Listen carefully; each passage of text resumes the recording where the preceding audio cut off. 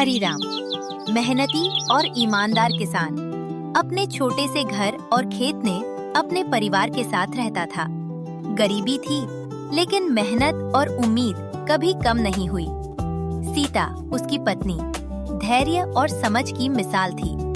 गरीबी और कठिनाई में भी वो हमेशा परिवार का हौसला बढ़ाती थी।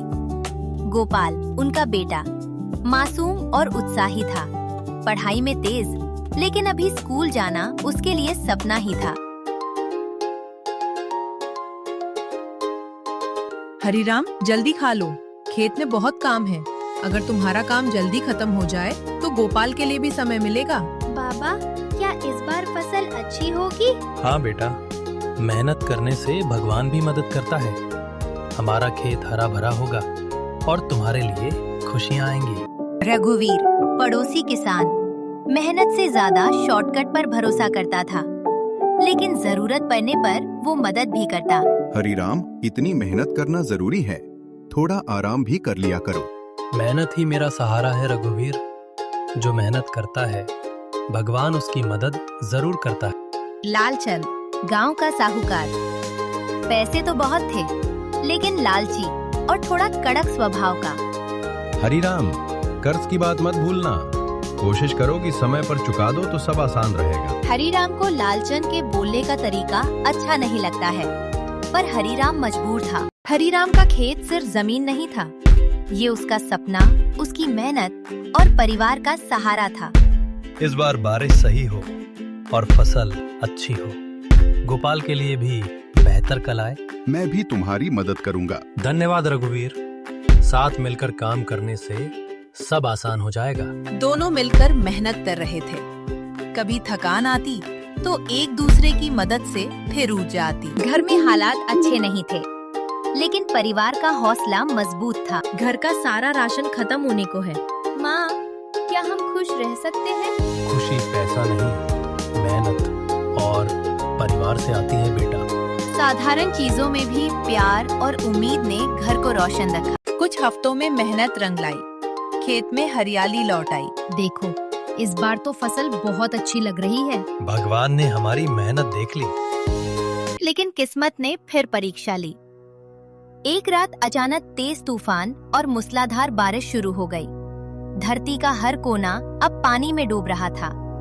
हरीराम के छोटे खेत की हरी फसल अब पानी के थपेड़ों से हिल रही थी। बाबा, हमारी फसल पानी में बह रही होगी। हरीराम, जल्दी अंदर आओ, तूफान खतरनाक है। बेटा, सब ठीक होगा।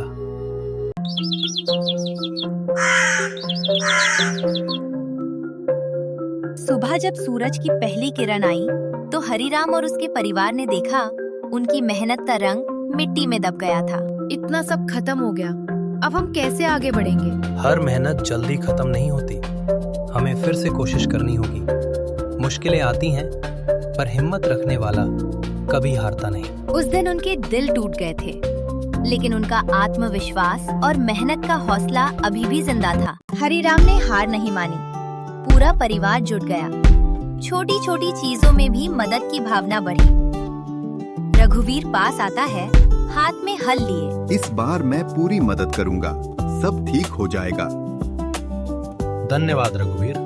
साथ मिलकर काम करने से मुश्किलें आसान हो जाती हैं। सीता भी हाथ धोकर बीज की तैयारी में लगी हुई है। धीरे धीरे खेत तैयार हुआ। हरीराम ने खेत के पूरे हिस्सों में बीज बो दिए। हर कदम पर उन्हें मेहनत का दर्द और उम्मीद दोनों महसूस हुए। सीता गोपाल से मुस्कुराते हुए कहती है, देखो बेटा, मेहनत कभी व्यर्थ नहीं जाती। हमारा परिवार साथ है और यही सबसे बड़ी ताकत है। सही कहा सीता, जब परिवार साथ हो, हर कठिनाई आसान हो जाती है। समय बीतता गया और मेहनत रंग लाने लगी। पहली फसल भले ही नष्ट हो गई थी, लेकिन ये नई शुरुआत थी। देखो बेटा, हर बीज में जीवन का संदेश है। यदि तुम मेहनत और धैर्य रखो तो सब उगता है। बाबा, मैं भी अब ज्यादा मेहनत करूंगा। हमने पहले भी संघर्ष किया है, इस बार और ज्यादा ध्यान रखेंगे। छोटे छोटे प्रयास, प्यार और ध्यान के साथ खेत धीरे धीरे हरा भरा दिखने लगा। और फिर वो दिन आया। मेहनत, धैर्य और उम्मीद ने रंग लाया। हमारी मेहनत सफल हुई। देखो खेत कितना हरा भरा है। मेहनत कभी व्यर्थ नहीं जाती। मुश्किलें सिर्फ हौसले की परीक्षा होती हैं। मैं पढ़ लिख कर बड़ा आदमी बनूंगा और मैं भी मेहनत से कभी हार नहीं मानूंगा। और अंत में हरीराम लालचंद से लिया हुआ उधार भी चुका देता है और गोपाल भी स्कूल जाने लगता है। मॉरल: मुश्किलें रास्ता रोक सकती हैं, लेकिन मेहनत और उम्मीद रखने वाला इंसान कभी हारता नहीं।